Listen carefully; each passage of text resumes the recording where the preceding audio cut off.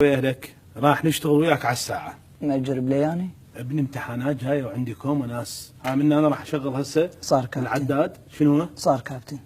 يحيى علوان وياك كان استاذ. يعني ما يصير صار كابتن؟ طبعا ما يصير. صار كابتن. شنو؟ صار استاذ. انت ايش عندك مشكلة باللغة العربية؟ فهمني. استاذ انا اي مشكلة ما عندي. ممتاز ممتاز، هيك راح نرتاح بالشغل. يعني بالقواعد ما عندك مشكلة؟ لا ما عندي اي مشكلة. ابد ما عندك؟ ابدا. مسيطر بالقواعد؟ فوق ما تتصور. زين اذا امتحنا ايش قد تجيب ان شاء الله بالبكالوريا؟ فوق ما تتصور استاذ. يعني ايش قد يا ابني؟ 0. يعني مو زين بالقواعد. فوق ما تتصور استاذ. بالادب شلونك بالادب؟ استاذ كل الزين. الشعراء تعرفهم؟ طبعا طبعا استاذ اعرف. ده عدد لي شعراء وقول لي بيت شعر. رائد ابو فتيان، ادهم عادل، حمزه الحلفي، عدل المحمداوي، بيت الرائد، لا تدق باب كنت تفتحه وتفوت. لك ابني اوقف. ولا تمر. لك بابا اوقف. انا احكي لك عن الشعراء الموجودين بالكتاب. استاذ انا بس احضر منتديات ما اقرا كتب. يعني مو زين بالادب انت. فوق ما تتصور استاذ. زين بالنقد شلونك؟ استاذ انا ما احب اشيل غيبه احد الصراحه والله العظيم، يعني استاذ كل واحد خلي يحير بروحه وبعدين يحير بالاخرين. لك ابني هذا منهج نقد، منهج استاذ اكو مثل يقول من راقب الناس ما تهمن استاذ. لك ابني بالمنهج بالنقد شلونك؟ لا استاذ نفاق هذا استاذ. انتقدنا ايش حصلنا استاذ، يعني ايش حصلنا؟ لا حول ولا قوة الا بالله. بعد يا انت شلون مسيطر باللغة العربية؟ استاذ انا محتاج 40 ورقة. ايش راح تهاجر شنو؟ يعني اقصد 40 درجة استاذ يعني. ابن الامتحان من 50. استاذ 10 قرار هاي مضمونة، ايش قد تبقى؟ 40. 25 انشاء مضمونة. على كيفك نزار القباني. وال 15 يعني تلم وعلى نياتكم ترزقون هاي الله. لك ابني طالع تبيع بكمبر، هذا امتحان بكالوريا، انت غير مسيطر. استاذ والله فوق ما تتصور استاذ والله. انا هذا الحكي ما يفيدني، خل امتحنك باسئلة العام. نبدي بالقواعد. حاضر استاذ. اعرب ما تحته خط. لا استاذ الحمد لله الله يخليك استاذ. فدوى اروح لك استاذ، انا عند السياره سايبه وخط كله بنات، عرفت من وراء اعرب ما تحته خط. لك ابني لازم اعرب ما تحته خط. رعبتنا هاي الجمله والله العظيم استاذ الله يخليك. لك بابا لازم اعرب ما تحته خط استاذ. يعني انت مو زين بالاعراب. لك ابني هي اللغه شنو؟ هي اللغه جمله فعليه وجمله اسميه. اي صح. الاسميه مبتدا وخبر. الفعليه فاعل ومفعول به وفعل. يعني مثلا بنى سعدون المنزل. نعم استاذ. وين الفاعل؟ منو الفاعل؟ الخلفه. راح تكتب لهم بالبكالوريا خلفه؟ امتحنك بالاسئله. اكتب طرقتك صائدة القلوب وليس ذا وقت الزيارة فارجعي بسلام. الله اذا استاذ بشرفك. دا وين سكاني؟ اغني لك بعد ام كلثوم وعبد الوهاب. اول شيء دل على معمولي ليس ثم استبدلهما بأداة نفي أخرى. نعم أستاذ، يعني نشيل المعاميل ما ليس ونخلي ناس بمكانهم. يعني تقطع رزق ليس. بالضبط. ومن يجوك ناس تقول لهم ليس عزل منا، فتح بمجمع الليس. خوش حاضر. لك ابني هذا شنو حاضر؟ أنت ما تعرف يعني شنو معمولي ليس؟ أستاذ والله العظيم هسه سمعت من عندك. لك شنو دادزك على فاتحة أني؟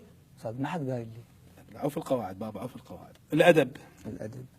بلادك نجد والمحب عراقي فغير التمني لا يكون تلاقي. هذا البيت يا عزيزي للحبوبي. شنو معلوماتك عن الحبوبي؟ أستاذ شنو الإهانة؟ لا عندك معلومات يعني؟ طبعا أعرف أستاذ، ليش تضوجني؟ أستاذ هذا يسوي طرشي شق. من هو؟ الحبوب والسطلة مالته ما تبقى عندنا للظهر أستاذ والله العظيم. أستاذ شنو ما أعرف؟ معلوماتك عن الشاعر الحبوبي يبيع طرشي؟ طبعا أستاذ يسوي طرشي شق وشق حلقة اللي يحكي أستاذ والله العظيم. خلينا نشتغل بالنقد. السؤال الأول. نعم أستاذ. يقول الرائع جبران خليل جبران. نعم أستاذ. أعطني الناي وغني فالغنى سر الوجود. انسب قصيدته. نعم أستاذ. إلى مذهبها وعدد خصائص المذهب فقط. شنو السالفة أستاذ؟ أترجاك كل شيء ولا تدخلنا بالطائفية أستاذ. أنا أصدقائي ما فد يوم سألهم أنت سني لو شيعي يا مذاهب يا أستاذ. لكني هذا مذهب قصيدة. لو أعرف أرسب ما أجاوب على هذا السؤال. لكني هذا مذهب قصيدة. تترجعنا للطائفية رحم الوالدين. لا قوة إلا بالله. شوف هذا السؤال الثاني. جان راسين من أعلام الكلاسيكية الغربية، بأي فن كتب؟ نعم أستاذ. وبما اشتهر؟ نعم أستاذ. وبما تميز مسرحه؟ نعم أستاذ. ومن أين كان يأخذ موضوعاته؟ مو هواي بعد سألني من رقم مقتل أستاذ شو علي يعني؟ أو في الموضوع بابا أنت ما تدبرها. الإنشاء هكذا قلمي. إنشاء. هاي شنو هذا؟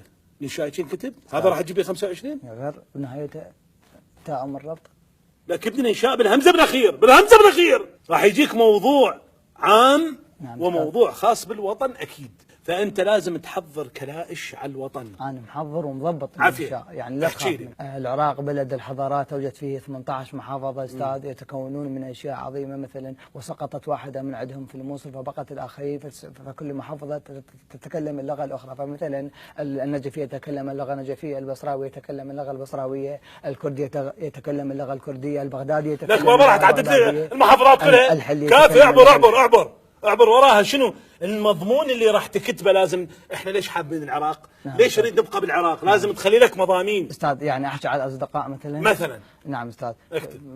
في الوطن العربي توجد 18 محافظة. يا في الوطن العربي العراق، لك الوطن في العراق تتواجد 18 محافظة. الموصل سقطت والاخرين. لا ابني الكليش اعرف اعبر لي على الصداقة ايش بيها. نعم استاذ. الاصدقاء هم عظيمين في الوطن، فدائما الاصدقاء يكونون قريبين من القلب. عندي صديق طلبه مني تيشيرت رصاصي فاخذه ولم يرجعه لي. لكن لا تيشيرت رصاصي شعلي هذا، شعلي المصح، شعلي المصح راح يقرر موضوع بمعنى. احكي لي عن موضوع ثاني غير موضوع احكي. نعم استاذ. نحكي عن الرابطه العائليه. اي عن عائله عن فتشي. ليش واقف العلاقه تقدير؟ نعم استاذ. الوطن توجد فيه 18 محافظه، سقطت الموصل وبقت. عوف هذه عوف، ادخل لي راسا على الرابطه العائليه. نعم استاذ. الوطن العراقي توجد فيه عائله عظيمه، عائله من الاب والاب والاخت والاخ والطفله والطفلين، ويتكونون من عائله شريفه. عندما امي كانت تغسل لي ملابسي فسالتني على التيشيرت الرصاصي فقلت لا حول ولا قوه الا بالله. ابني عوف التيشيرت الرصاصي ابو سيدك. انت احكي بموضوع بعمق بفائده للناس يا اخي. استاذ نحكي عن الغيره العراقيه. احكي عن الغيره العراقيه ولا تبدي لي بكليشه العربي يحكي عربي والكردي يحكي كردي. نعم استاذ. نعم. ادخل لي قبل بالغيره العراقيه. استاذ الوطن العراقي توجد فيه غيره عظيمه وقويه جدا. عندما تعارك صديقي في المدرسه فشق قميصه وطلبوا مني التيشيرت الرصاصي ولم يرده لحد الان. في الموضوع بابا انا ماخذ ورقه منه لك. خوش على هاي المحاضره. انا ماخذ ورقه منه لك. هاي الورقه شو هذه؟ انا ما راح اروح اشق التيشيرتات الرصاصيه كلها لعند ولدي. ابو هاي الشغله همينه. استاذ شنو هاي؟ العد هو احنا ليش نرسب؟ لان المدرسين الخصوصيين